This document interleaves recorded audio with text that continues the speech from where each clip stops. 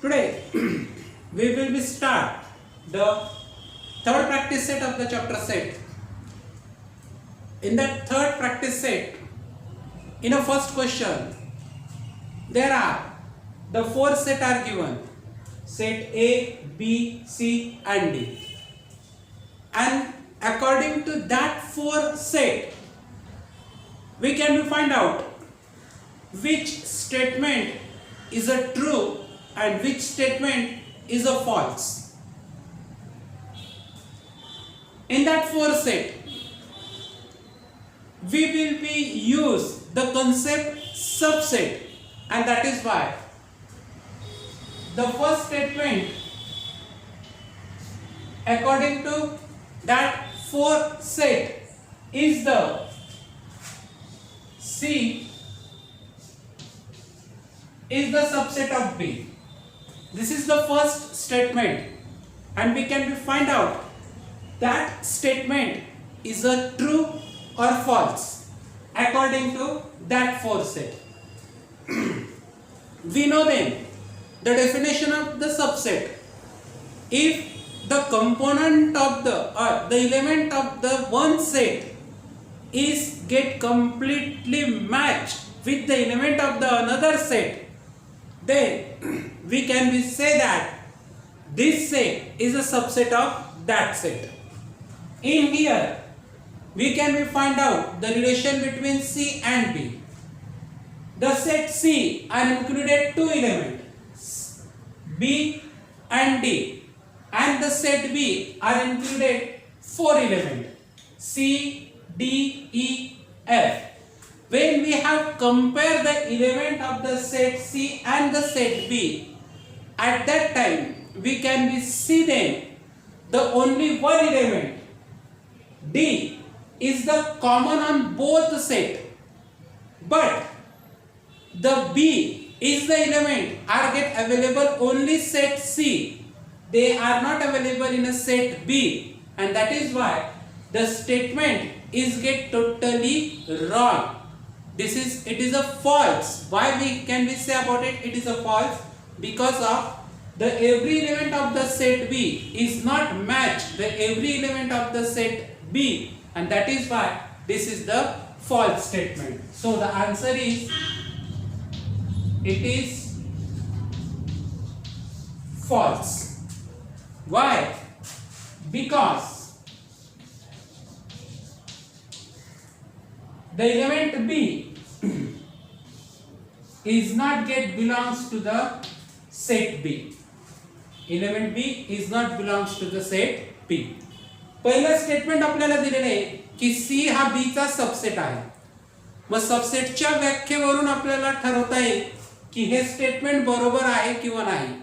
मग सबसेटची डेफिनेशन ही आहे की जर एखाद्या संचा सेट मधील प्रत्येक घटक हा दुसऱ्या सेट मधल्या घटकाशी अगदी तंतोतंत जुळत असेल तर आपण सांगू शकतो की त्या दोघं सेट मध्ये सबसेट हा रिलेशन आहे. इथं सेट सी आणि सेट बी या दोघांचं कंपॅरिझन करायचं आपल्याला. सेट सी मध्ये दोन एलिमेंट आहेत बी आणि D.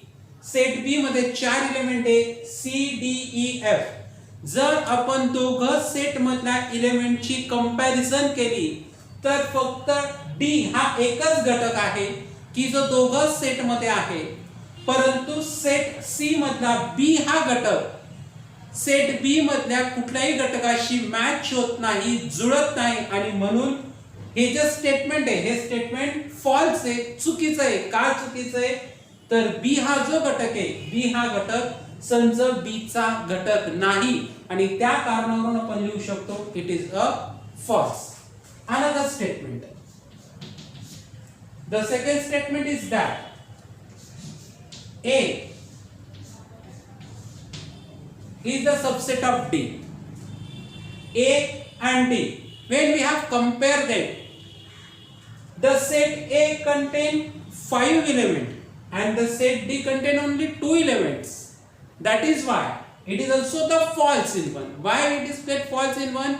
According to the definition of the subset, every element in here the number of the element is a 5, and in set D the number of element is just only 2, and that is why this statement is also the false in one.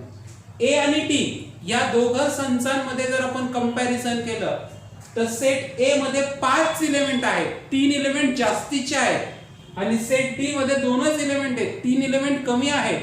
म्हणजे ए element मधले प्रत्येक घटक D या element मधल्या प्रत्येक घटकाशी तंतोतंत जुळत नाही आणि म्हणून आपण म्हणू शकतो की ए हा जो सेट आहे डी या सेटचा सबसेट होऊ शकत नाही. म्हणजे हे जे स्टेटमेंट आहे हे स्टेटमेंट देखील काय आहे, चुकीचं आहे. It is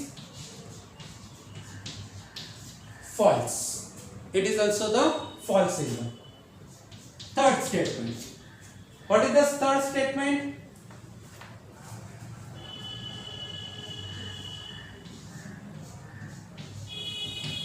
D is the subset of B. D and B. It is also, we have say about it. The B set contain the 4 element and the D set contain only 2 elements. That means the number of the element in a set B is more than number of the element of the set D, and that is why D is not also the subset of B. Why? In here the A is a that element is not included in a set B. A हा जो घटक आहे, A हा घटक संच D मध्ये आहे, परंतु A हा घटक संच B मध्ये नाही आणि म्हणून आपण म्हणू शकतो की D हा B चा सबसेट होऊ शकत नाही. फक्त एकच घटक जुळतोय, E.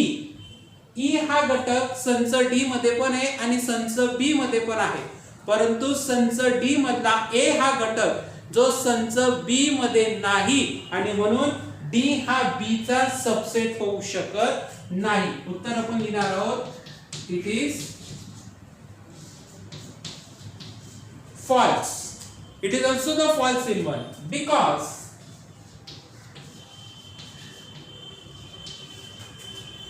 A is not belongs to B. A हा जो घटक आहे, A हा घटक B या संचामधील घटक नाही. चौथं स्टेटमेंट पाहूया आपण. चौथं स्टेटमेंट आहे D is a subset of A. चौथा statement, D is a subset of A. D हा A चा सबसेट होऊ शकतो का?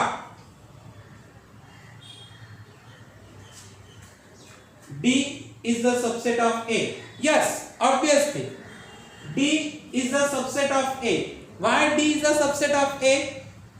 Because of the D set contain 2 elements A and E, and the set A contain 5 elements A, B, C, D, E. That means the element of set D, A and E is also the element of set A, and that is why D is a subset of A. D हा A चा subset होईल का? D मध्ये 2 element आहेत A आणि E, आणि A मध्ये 5 element आहेत A, B, C, D, E. मग सबसेटच्या डेफिनेशन नुसार D मधले 2 घटक A आणि E संच A मधल्या 2 घटकांशी तंतोतंत जुळतायत A आणि E. म्हणजे संच D मधले घटक संच A मध्ये आहे आणि म्हणून D हा A चा सबसेट होईल. म्हणजे हे जे स्टेटमेंट आहे हे स्टेटमेंट काय ट्रू आहे.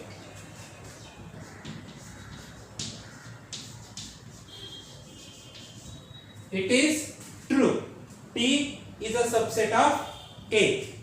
Fifth statement.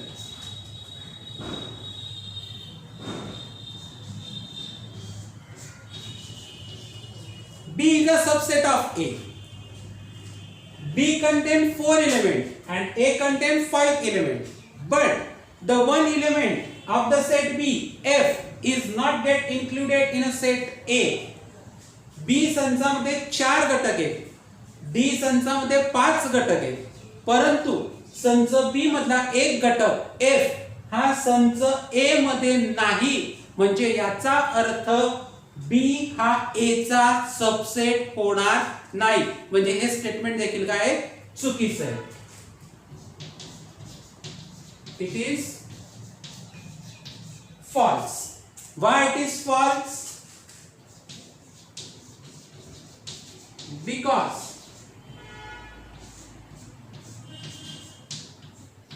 F is not belongs to A.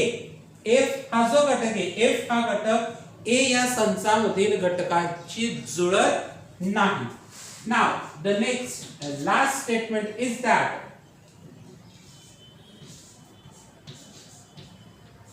C is the subset of A.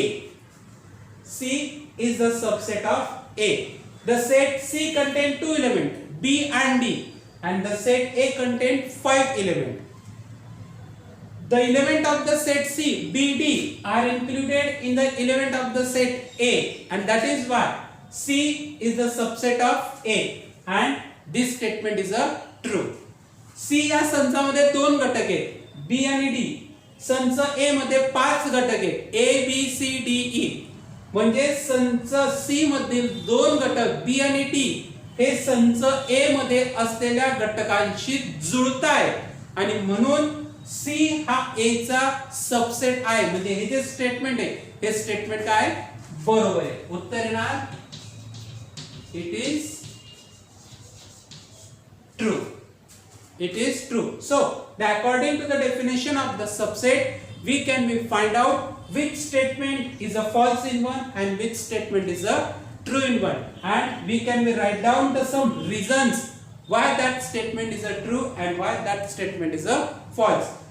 सबसेटची जी डेफिनेशन आहे त्या सबसेटच्या डेफिनेशन वरून आपण सांगू शकतो की कुठलं स्टेटमेंट हे बरोबर आहे आणि कुठलं स्टेटमेंट हे चुकीचं आहे. त्याचं कारण देखील आपण लिहून घेतलेलं आहे.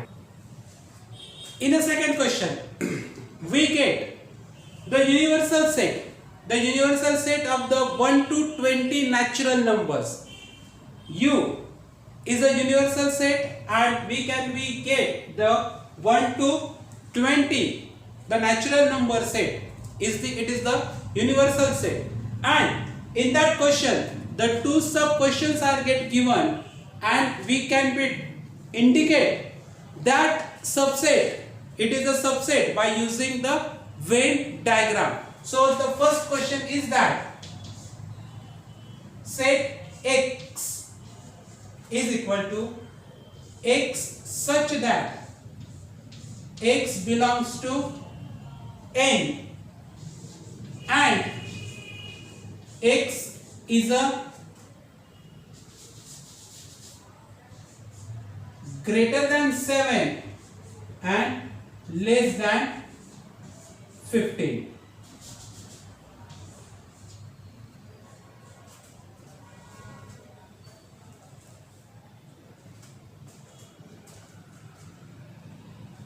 एक ते 20 नैसर्गिक संख्या असलेला युनिव्हर्सल सेट घेतलाय U, आणि त्यानंतर पहिला जो उपप्रश्न आहे तो पहिला उपप्रश्न म्हणजे X is equal to X such that X belongs to N, that means it is also the natural number, and that natural numbers in between it is the less than 7, sorry, it is a greater than 7 and less than 15.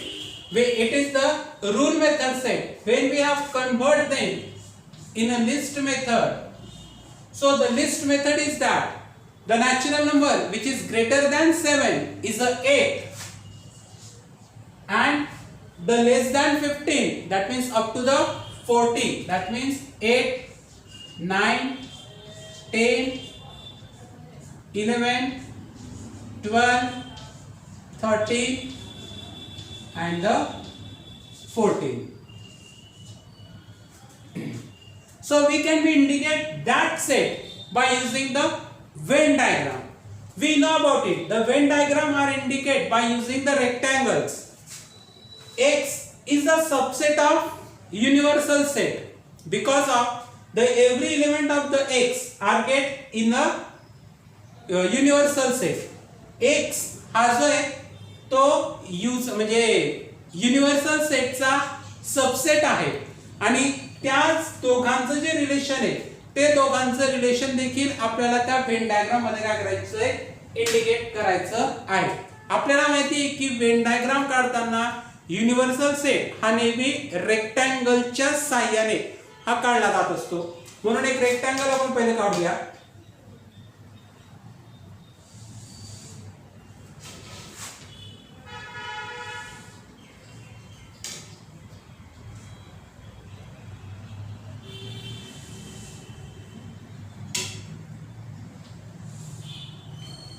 we will be draw a one rectangle, and that rectangle is the universal set.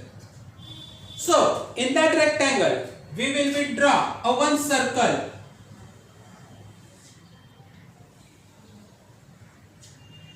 Why will we draw one circle? Because of the x is the subset of u. That means that element of the x are also the element of the u, and that is why we can be draw the circle inside the rectangle.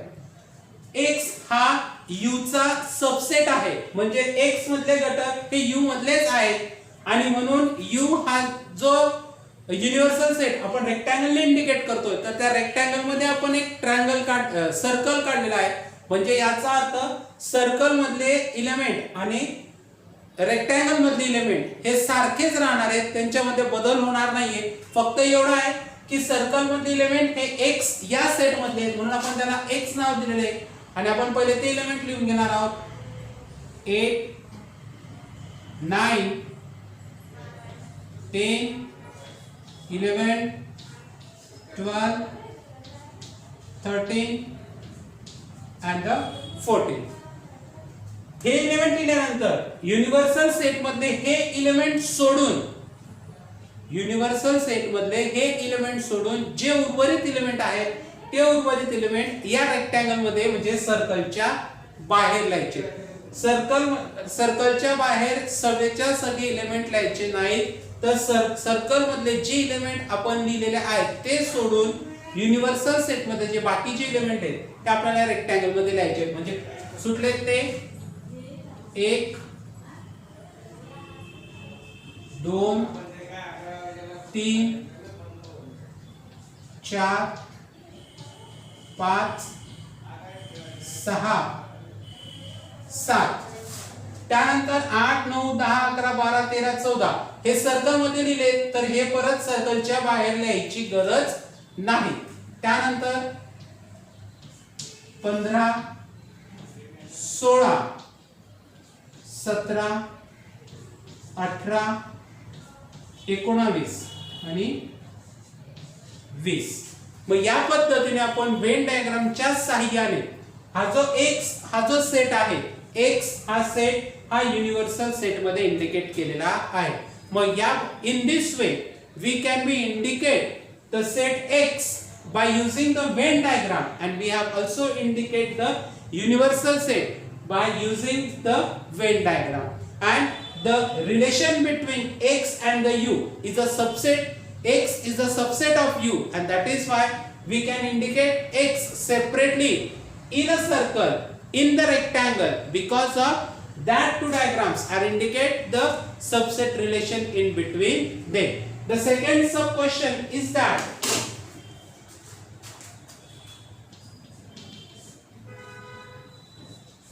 y is equal to y such that y is equal to y such that y belongs to n. Y is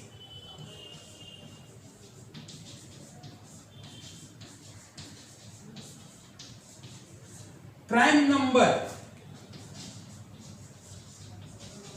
from 1 to 20.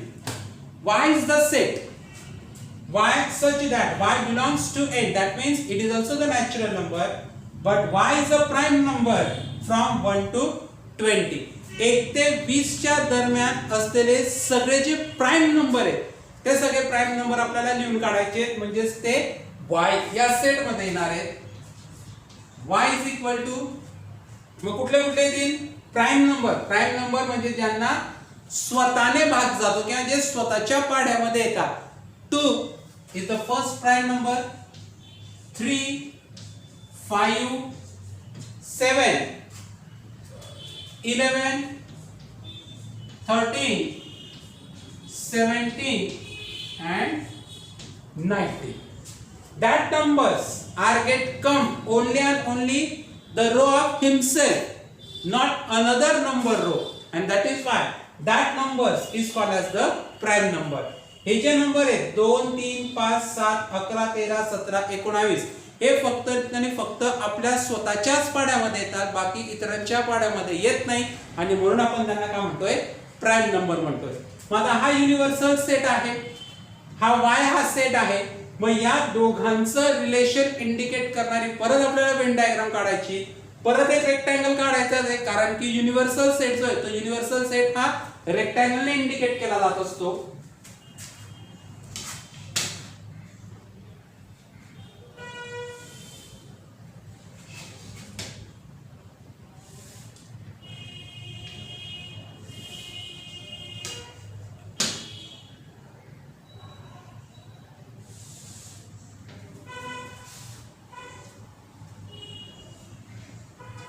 It is the universal set. Then that y we can be indicate by using a triangle, and that triangle is inside the rectangle.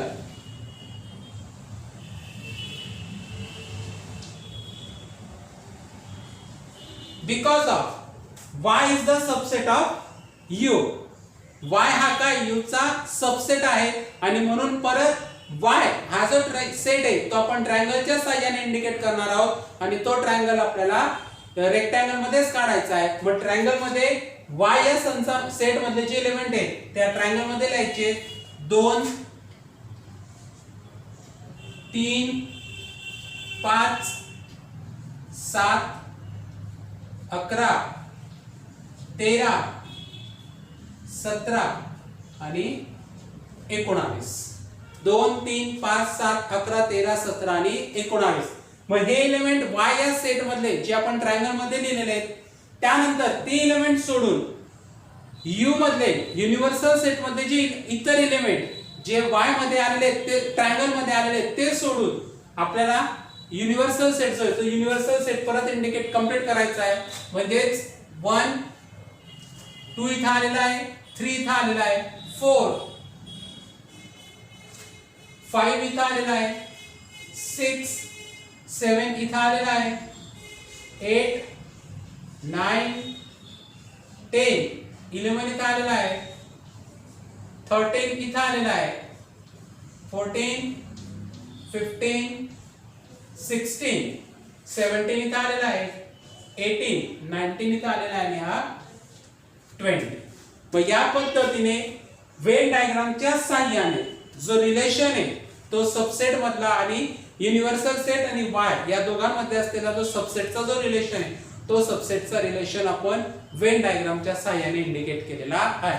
मग या पद्धतीने आपण set x आणि u, set y आणि u हे दोघं जे ते दोघं आपण वेन डायग्रामच्या साहाय्याने इंडिकेट केलेले आहे. पुढचा प्रश्न आपण पाहूया.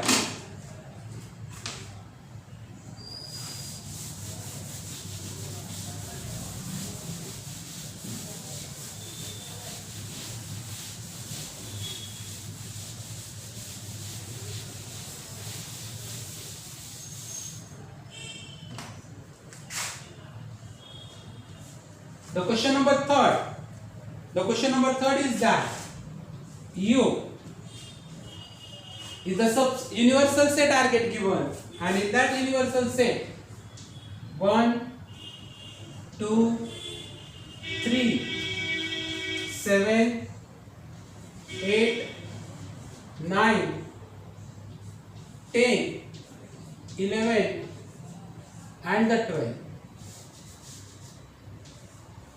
That element are given in a universal set. That element are given 1 2 3 7 8 9 10 11 12. The one another set P are get given, and the P is the 1 3 7 and 10. 1 3 7 and 10. What is the relation between P and U?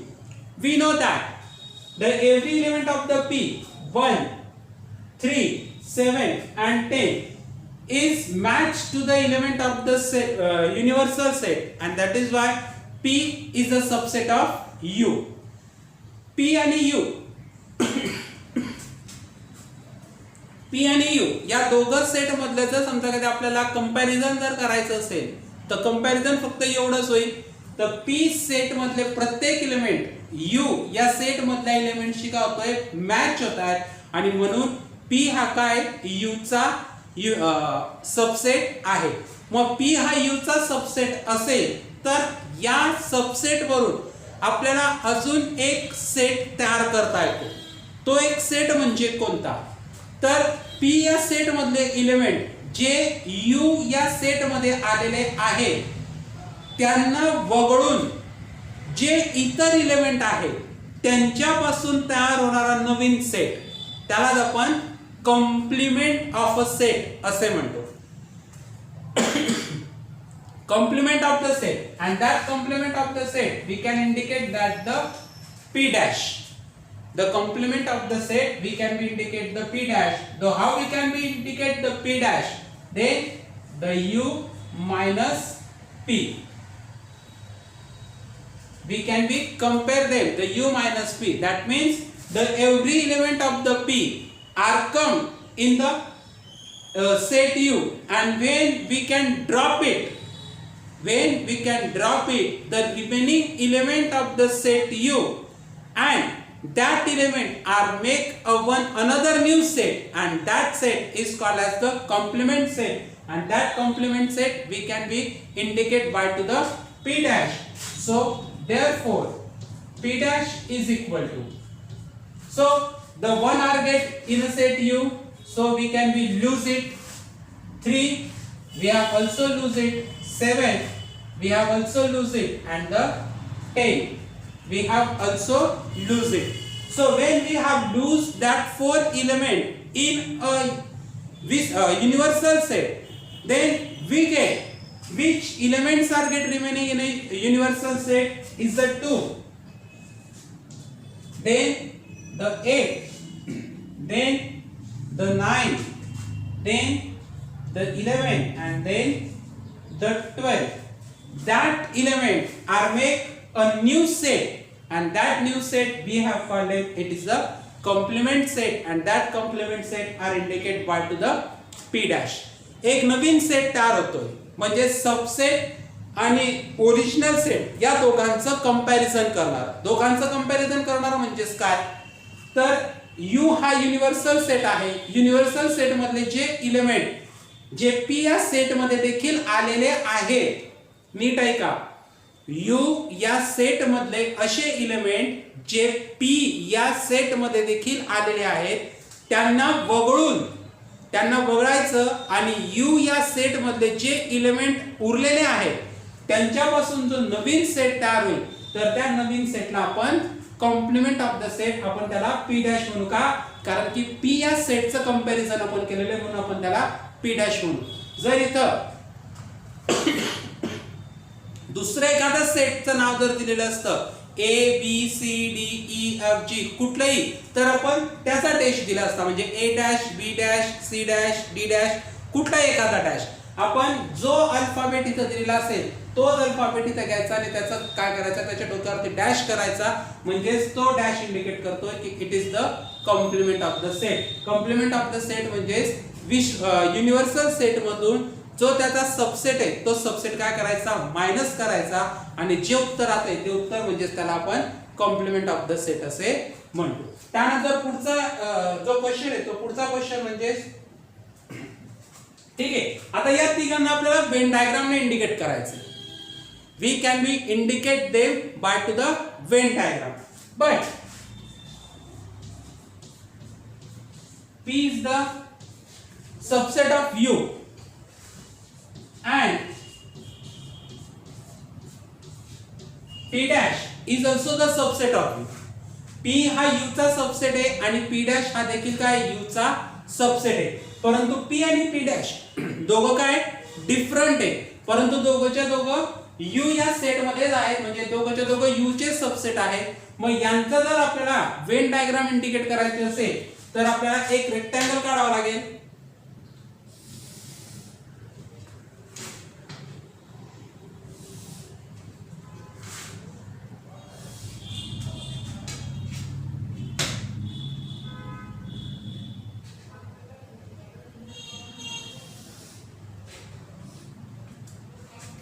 म्हणजे याचा अर्थ हा rectangle काय आहे, तर हा universal set आहे. त्यानंतर पी मधले इलेमेंट आणि यू मधले इलेमेंट हे कंपेअर होत आहेत. म्हणजेच पी मधले इलेमेंट हे यू मध्ये आहेत, म्हणजेच रेक्टँगल मध्ये जे इलेमेंट येणार आहेत ते पी सेट मध्ये सुद्धा आहेत. आणि म्हणून आपण रेक्टँगल मध्ये एक ट्रायंगल काढूया. एक ट्रायंगल काढला म्हणजे याचा अर्थ तो झाला सेट पी. मग सेट पी मध्ये कुठले कुठले एलिमेंट आहेत, 1 3 7 आणि 10.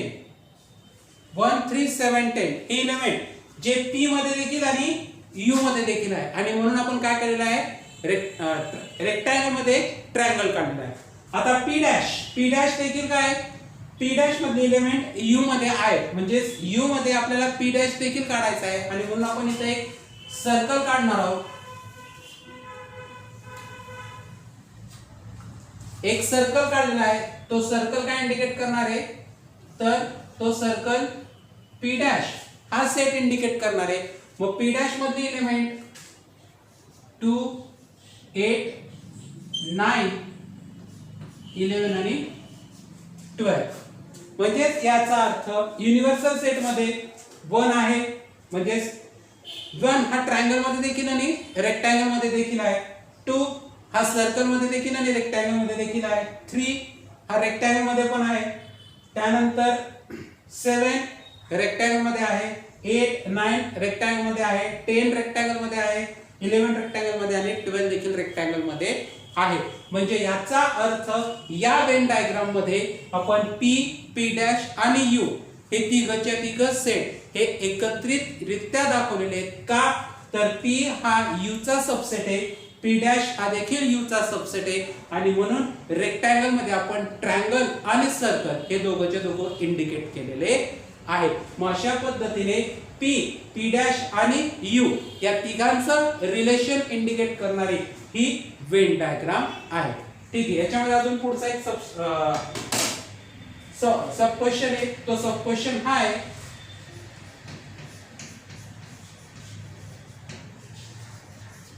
व्हेरीफाय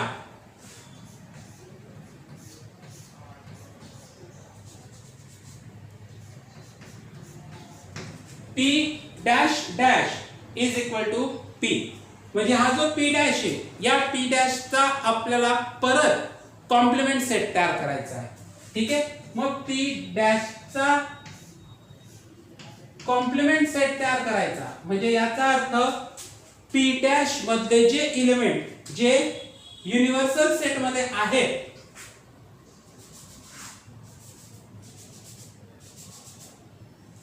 पी डॅश मधले जे इलेमेंट जे युनिव्हर्सल सेट मध्ये आहेत ते सोडून मग कुठले कुठले सोडायचे, 2 8 9 11 and 12. 2 8 9 11 and 12 that elements of a p dash are also in a universal set and we can be lose them, and the remaining element we can be get the new set that is the complement of the p dash, and that set contain the element 1 3 7 10. 1 3 7 10 and that element is also the match with the set P, and that is why we can be say that P is equal to 1 3 7 10. That means P dash complement is equal to the set of P. जर आपण P dash या सेटचा complement set तयार केला तर त्या set मधले element आणि P या सेट मधले इलेमेंट अगदी तंतोतंत इक्वल होतात. म्हणजेच आपल्याला इक्वल सेट तयार मिळतंय आणि आपल्याला हे प्रूफ करता येतंय की P डॅशचा कॉम्प्लिमेंट आणि P हे दोघं सेट का असतील, इक्वल सेट असतील. Okay. Now the next question is that right the subset relation between the sets. In following, the 5 set are get given and we can be write down the subset relation between them. That means which set is a subset of which whose then. So the P is the set of all residents in Pune. That means the all people who is live residents in a Pune, we can indicate the set of P. M is the set of all residents in MP. That means the all peoples which is residents in a Madhya Pradesh, we can indicate the set M. I is the set of all residents in Indore. The people who is residents in Indore, we can indicate the set I. B is the set of all residents in India, our India. The all peoples are residents in our India, we can indicate to the set B. And the last one, H is the set of all residents in Maharashtra. The peoples which is live in a Maharashtra, that all people set is the H. So we can compare them and find out the answer which set is a subset of which them. So the answer is that we will start to first P, that means Pune. Where is the Pune are situated? Pune are in Maharashtra. Pune is not in Maharashtra. The Pune are is also in India also. That means P is the subset of H and P is the subset of B.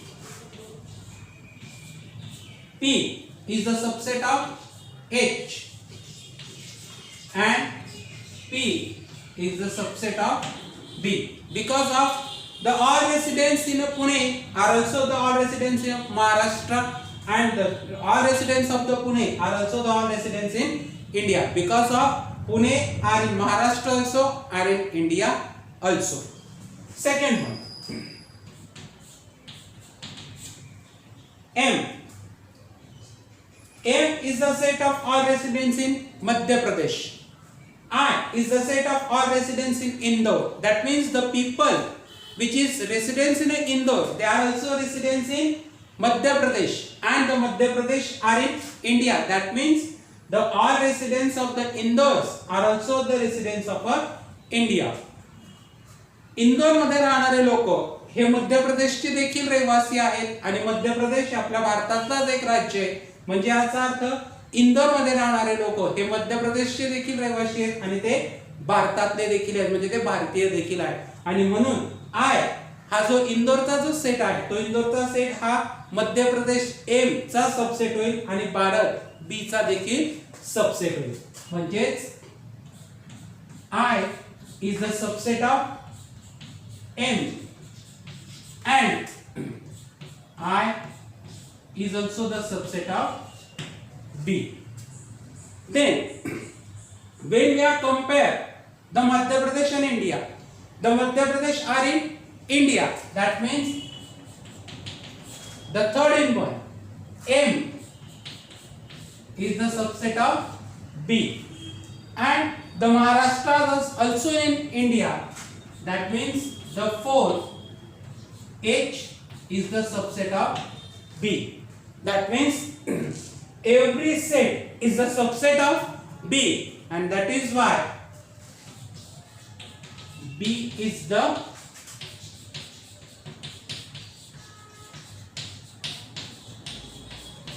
universal set. That is why according to that information we can be say about it, B is the universal set. So we have complete the practice set number 1.3. Next time we will start the next concept of the chapter set.